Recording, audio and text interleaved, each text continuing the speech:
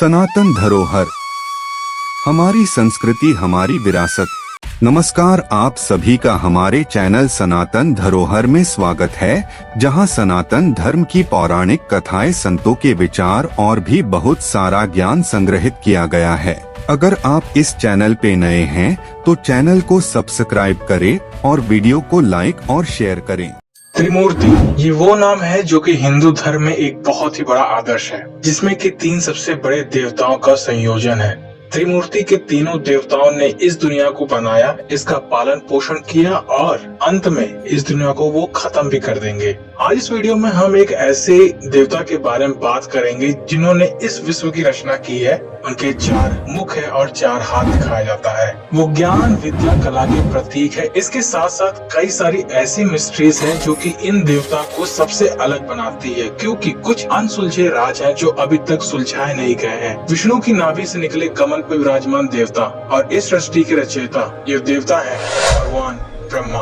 भगवान ब्रह्मा के नाम पे कई सारे मिस्ट्रीज एंड कॉन्ट्रोवर्सीज हैं, लेकिन अगर लोगों ने वेद, पुराण या फिर कथाओं को अच्छे से पढ़ा होता तो उनको आज असलियत का ज्ञान होता। लेकिन इस वीडियो में हम कुछ मिस्ट्रीज को सॉल्व करने की कोशिश करेंगे। पहला सवाल, कौन है ब्रह्मा? ब्रह्मा को विश्व के आदि सृष्टा, प्रजापति, पितामह और हिरण्यगर्भ कहते हैं। ब्रह्मा जी देवता, दानव और सभी जीवों के पितामह हैं। सभी देवता ब्रह्मा जी के पौत्र माने जाते हैं, इसलिए वो पितामह के नाम से भी प्रसिद्ध है। मत्स्य पुराण के अनुसार ब्रह्मा जी के 4 मुख हैं। 4 हाथों में वर मुद्रा, अक्षर सूत्र, वेद और कमंडल धारण किए हुए हैं। दूसरा सवाल, ब्रह्मा जी के माता पिता कौन थे? शिव पुराण के अनुसार ब्रह्मा, विष्णु, महेश के माता पिता सदाशिव और दुर्गा हैं, जो कि काशी में रहते हैं। ये कहानी कुछ इस तरह है कि एक आनंद रूप वन काशी में भ्रमण करते हुए एक समय शिव और शिवा को यह इच्छा उत्पन्न हुई कि किसी दूसरे पुरुष की सृष्टि करनी चाहिए और जिस पर सृष्टि के निर्माण का कार्यभार रखकर हम मुक्ति धारण कर लें। ऐसा निश्चय करके शक्ति सहित परमेश्वरी रूपी शिव ने अपने वामन पर जब अमृत मल दिया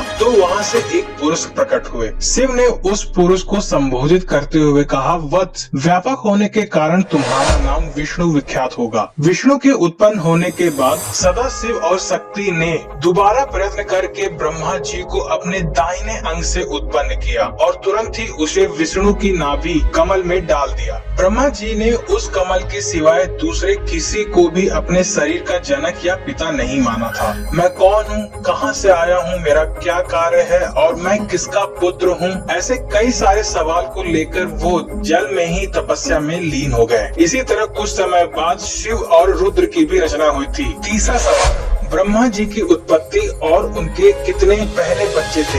ब्रह्मा जी की उत्पत्ति जल में उत्पन्न कमल पर हुई थी। उन्होंने कमल के डंठल के अंदर उतरकर उसका मूल जानने का पूरा प्रयास किया, लेकिन वो उसका मूल नहीं जान पाए। तब वह कमल पर आकर दोबारा विराजमान होकर सोचने लगे कि मैं कहाँ और कैसे उत्पन्न हुआ। तभी उन्हें एक शब्द सुनाई दिया, तपश तपश। तब ब्रह्मा 100 वर्षों तक वहीं आँख बंद करके तपस्या करने लगे। फिर विष्णु ने ब्रह्मा को सृष्टि की रचना के लिए आदेश दिया तो उन्होंने सबसे पहले अपने 4 पुत्रों की उत्पत्ति की, सनत, सनंदन, सनातन और सनत कुमार। ये चारों भी सृष्टि की रचना को छोड़कर तपस्या करने लगे। अपने बेटों की इस हरकत को देखकर ब्रह्मा बहुत क्रोधित हुए और उन्होंने अपने भावों से एक बालक का जन्म किया। ये बालक रोने लगा और इसका नाम रुद्र रख दिया गया। फिर ब्रह्मा ने विष्णु जी की शक्ति से 10 तेजस्वी पुत्रों को जन्म दिया। उनके नाम मरीचि, अत्रि, अंगिरा, पुला, पुलक, क्रतु, वशिष्ठ, दक्ष, भृगु और नारद है। और उनके मुख से पुत्री वाग देवी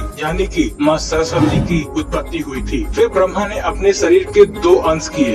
एक अंश से पुरुष रूप में मनु और दूसरे रूप में एक स्त्री शतरूपा का जन्म हुआ। मनु और शतरूपा की संतानों को रहने के लिए श्री हरि ने 12 रूप धारण कर धरती पर उनको छोड़ दिया। अगला सवाल, ब्रह्मा जी की पूजा क्यों नहीं की जाती?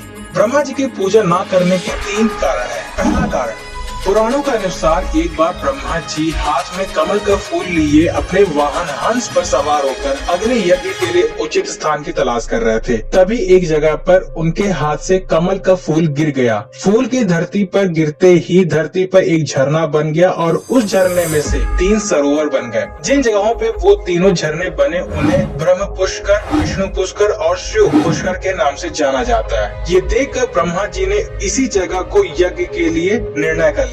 यज्ञ में ब्रह्मा जी की पत्नी का होना बहुत जरूरी था। ब्रह्मा जी की पत्नी सावित्री वहाँ नहीं थी और शुभ मुहूर्त निकला जा रहा था। इस कारण ब्रह्मा जी ने उसी समय वहाँ मौजूद एक सुंदर स्त्री के साथ विवाह कर लिया। वो सुंदर स्त्री एक ग्वाल थी जो कि वेद पुराणों में भी पारंगत थी, लेकिन यज्ञ में अपनी जगह पर किसी और औरत को देखकर सावित्री गुस्से से पागल हो गयी और उन्होंने ब्रह्मा जी को श्राप दिया कि जाओ, इस पृथ्वी लोक पे तुम्हारी कहीं पूजा नहीं हो। इस सावित्री के इस श्राप को देखकर देवता लोग डर गए। उन्होंने उनसे विनती की कि आप श्राप को वापस ले लीजिए, लेकिन जब उनका गुस्सा ठंडा हुआ तो सावित्री ने कहा, इस धरती पर सिर्फ पुष्कर में आपकी पूजा होगी। अगर कोई दूसरा आपका मंदिर बनाएगा तो उसका विनाश हो जाएगा। दूसरा कारण, शिव पुराण के अनुसार जब विष्णु एक बार शेष नाग पर बैठकर मेडिटेशन कर रहे थे तो ब्रह्मा जी प्रकट हुए। उन्होंने देखा कि विष्णु जी ने उनका आदर नहीं किया, तो ब्रह्मा जी ने गुस्से से उनसे बोला कि मैं इस सृष्टि का रचयिता हूँ और तुम्हारा भी रचयिता हूँ, तो मैं तुमसे बड़ा हूँ, तुम्हें मेरा आदर करना चाहिए। इस पे विष्णु जी ने कहा कि आप मेरे नाभि से पैदा हुए कमल पे विराजमान है, इसीलिए मैं ही आपका पिता हूँ। इसी के चलते दोनों के बीच में बहुत बड़ा झगड़ा हुआ। नौबत यहाँ तक आ गई कि दोनों के बीच लड़ाई होना शुरू हो गई, जिसके कारण पूरा ब्रह्मांड हिलने लगा। इसको देखकर देवी देवता ने शिव के आगे अपनी समस्या का समाधान मांगने वहाँ चले गए। तो शिव जी ने लड़ाई के बीच में एक आग का खंभा भेजा। तो ब्रह्मा और विष्णु ने दोनों ने सोचा कि ये अचानक से कहाँ आ गया। फिर उनके बीच ये शर्त लगी कि जो इस खंभे का छोर ढूंढ लेगा वही इसका विजेता होगा। दोनों देवताओं ने कई सालों तक उसके छोर की तलाश की, लेकिन उनको उनका छोर नहीं मिला। थक हारकर जब विष्णु जी वापस लड़ाई वाले स्थान पे आ गए तो ब्रह्मा जी ने देखा कि केतकी का फूल ऊपर से नीचे गिर रहा है। तो ब्रह्मा जी ने उस फूल से पूछा कि तुम यहाँ पे कैसे गिर रहे हो, जिस पर उस फूल ने जवाब दिया कि मैं कई सालों से गिरे जा रहा हूँ और मुझे भी नहीं पता मेरा अंत कहाँ होगा। जिसपे कि ब्रह्मा जी ने कहा कि जो मैं कहता हूँ वो तुम्हें करना पड़ेगा। ब्रह्मा जी उस केतकी के फूल के साथ लड़ाई वाले स्थान पे पहुँचे। तब उन्होंने विष्णु से कहा कि मैंने इस खंबे का छोर ढूंढ लिया है और ये केतकी का फूल उसका सबूत है। और केतकी के फूल ने भी विष्णु से झूठ बोल दिया। ऐसा देखकर जब आग का खंभा अचानक से ही शिव के रूप में बदल गया तो शिव ने ब्रह्मा के जिस सर ने झूठ बोला था उसको ही काट दिया और उन्हें श्राप दिया कि तुम त्रिदेव होने के बावजूद भी तुम्हारी पूजा कहीं नहीं होगी। तीसरा कारण, ब्रह्मा जी के मनमोहक रूप को देख स्वर्ग की अप्सरा मोहिनी एकदम मोहित हो गयी और वह समाधि में लीन ब्रह्मा जी के समीप जाकर उनके साथ आसन पर बैठ गयी। जब ब्रह्मा जी ने अपनी आंखें खोली तो उन्होंने मोहिनी से पूछा, देवी आप स्वर्ग का त्याग करके मेरे समीप क्यों बैठी हैं? तो मोहिनी ने कहा, हे ब्रह्मदेव, मेरा तन और मन आपके प्रति प्रेमत हो रहा है, कृपया आप मेरा प्रेम स्वीकार करें। ब्रह्मा जी मोहिनी के काम भावना को जानते थे। ब्रह्मा जी उनके मोह पास से बचने के लिए अपने इष्ट श्री हरि को याद करने लगे। उसी समय सप्तऋषियों का ब्रह्मलोक में आगमन हुआ और सप्तऋषियों ने ब्रह्मा जी के समीप मोहिनी को देखकर उनसे पूछा, यह रूपवती अप्सरा आपके साथ क्यों बैठी है? ब्रह्मा जी बोले, ये अप्सरा नृत्य करते करते थक गई है और विश्राम करने के लिए पुत्री भाव से मेरे समीप बैठी है। पुत्री का नाम सुनकर मोहिनी बहुत गुस्सा हो गई और मोहिनी ने बोला कि मैं सच्चे हृदय से आपसे प्रेम करती हूँ और आपने मेरा प्रेम ठुकराकर मेरे को पुत्री का दर्जा दिया, इसीलिए आपको इस जगत में कोई भी नहीं पूजेगा। अगला सवाल, ब्रह्मा जी का 5वां सर देव को तप। एक पौराणिक कथा के अनुसार रति देवी के पति कामदेव को तप करने के बाद ब्रह्मा जी ने 3 ऐसे तीर प्रदान किए जिसमें किसी को भी काम की भावना जागृत की जा सकती थी। कामदेव ने उन तीरों की शक्ति को परीक्षा के उद्देश्य से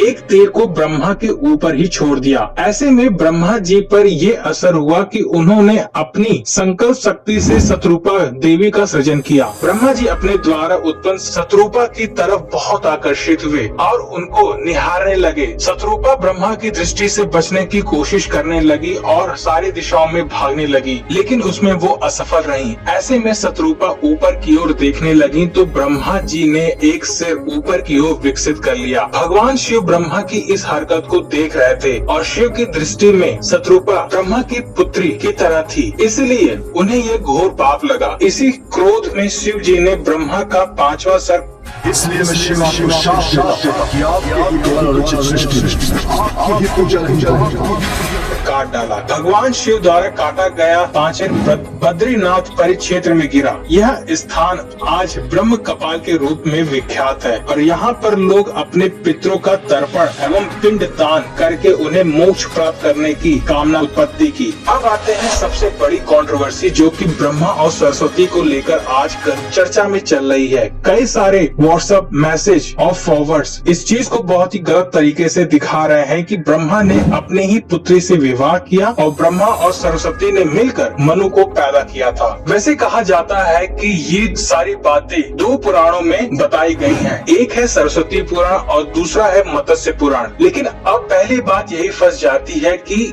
ये सरस्वती पुराण कौन सा पुराण है। हमने अष्टादश पुराण को सुना है, उसमें सरस्वती पुराण का कोई भी नाम नहीं है। फिर ये कौन सा नया पुराण आ गया जिसके आधार पर ब्रह्मा जी ने अपनी बेटी से ही विवाह कर लिया। और दूसरा मत्स्य पुराण, उसमें भी ना तो किसी श्लोक का कोई संदर्भ है और ना ही किसी खंड में ये बताया गया है। पहली बात तो ये समझने वाली है कि ऐसी कोई कहानी जो कि इंटरनेट से पढ़कर सत्य मान ली जाती है वो संदर्भ में उपलब्ध ही नहीं है। जिसका संदर्भ उपलब्ध हो उसे भी स्वयं देखिए कि वो कैसा है या नहीं है। पहले समझने वाली बात ये है कि जब हम कहते हैं कि ब्रह्मा पिता है तो इसका अर्थ है कि जो भी उनसे पैदा हुआ है वो उसके पिता हुए। किंतु ब्रह्मा जी से कोई पैदा कैसे हो सकता है? क्या ब्रह्मा जी गर्भ धारण करते हैं? नहीं। संतानों को जन्म देते थे? नहीं। ऐसा कुछ होता ही नहीं था। स्कंद पुराण में लिखा है कि उस समय मानसी सृष्टि होती थी। मानसी सृष्टि का मतलब है कि मन से उत्पन्न होना। जैसे कि शिव जी ने वीरभद्र को पैदा किया था तो आप ये कह सकते हैं कि वीरभद्र शिव जी के बेटे थे? नहीं, वीरभद्र शिव जी की एक रचना थे जो कि उनके क्रोध से बना था। ऐसे ही कोई भी ब्रह्मा जी से उत्पन्न हुआ था तो वो उनकी रचना थी। ब्रह्मा जी ने नारद, जामवन, सनक, सनंदन, सनातन और सनत कुमार, भृगु आदि जैसे बहुत से मानव कृतियां की थी। तो सरस्वती भी ब्रह्मा जी की मानस संतान थी, ना कि उनके पेट से पैदा हुई उनकी पुत्री या बेटी। अब क्योंकि सृष्टि में जो कुछ भी था ब्रह्मा से पहले तो सिर्फ शिव और विष्णु ही थे और कोई नहीं था। सारी सृष्टि भी ब्रह्मा जी ही बना रहे हैं तो जाहिर सी बात है यदि वो किसी से शादी भी करेंगे तो वो उन्हीं की रचना होगी और उनको वो रचना स्वयं ही करनी पड़ेगी। इसी तरह ब्रह्मा जी ने जब अपने 2 टुकड़े किए थे तो मनु और शत्रुपा हुई थी, वो भी उनकी ही रचना थे। तो इन्हीं कारणों की वजह से सरस्वती उनकी बेटी नहीं होकर उनकी रचना है, सिर्फ और सिर्फ रचना जो कि उनके मन से उत्पन्न हुई है। अब बात करते हैं दूसरे कंट्रोवर्सी की कि ब्रह्मा जी और सरस्वती ने मिलकर मनु को ही जन्म दिया है और मनु उनकी संतान है। देखिए ये बात बिल्कुल ही गलत है। मनु और शत्रुपा ब्रह्मा जी की देहज संतान थी। शत्रुपा का जन्म ब्रह्मा जी के वामंग से हुआ था और दूसरे अंग से मनु का जन्म हुआ था। इसे ही का और या का नाम दिया गया था और इसे ही गाया का नाम दिया गया था। मैत्री सृष्टि यानी कि मनुष्य और स्त्री के समागम से संतान की प्राप्ति का नियम बाद में बना जो कि दक्ष प्रजापति ने नारद जी से नाराज होकर बनाया था। तो ये कुछ मिस्ट्री एंड कंट्रोवर्सी थी भगवान ब्रह्मा को लेकर। अगर आपको ये वीडियो अच्छा लगता है तो प्लीज इस चैनल को सब्सक्राइब कीजिए। मिलते हैं आपसे नेक्स्ट वीडियो में। आपको यह वीडियो कैसा लगा हमें कमेंट करके जरूर बताएं। तो मिलते हैं अगले वीडियो में। पर इससे पहले अगर आपने अभी तक चैनल को सब्सक्राइब नहीं किया है तो पहले सब्सक्राइब करें ताकि इस तरह की और भी जानकारी जब भी चैनल पे अपलोड हो तो सबसे पहले आप तक पहुंच सके।